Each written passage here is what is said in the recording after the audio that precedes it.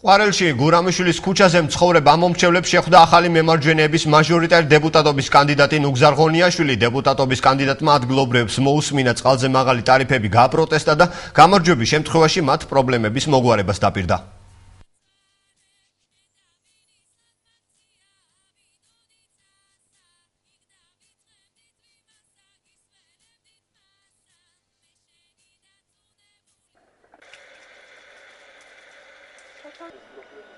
Ვითხოვთ რომ გაერთიანებული წყალმოვარდნის კომპანიამ დაწიოს ტარიფი აუცილებლად, იმიტომ რომ სადაც არის რაიონები, სადაც წყალს აგრეგატებით აკაჩავენ და ბუნებრივია შეიძლება წყალი ძვირია, მაგრამ აქ მიდავენ მდინარის წყალი შეედინება მაშინ ავზებში. იმ შემთხვევაში თუმცა პარლამენტში მოხდიდა ჩვენი პარტია ახალი მემარჯვენეები, აუცილებლად პირველ რიგში გამსაგეს დავაყენებთ, რომ წყლის ტარიფი დაიძიოს.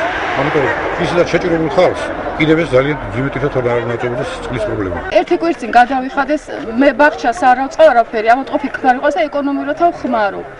გადავიხადე ლარი და 20. გუშინ მოიცა 27 ტონა გაქვს დაწერილი. კრანს როგორც მოუშვეთ, ჰაერი რო გადის, სოჩი კი ტრიალებს ძალიან.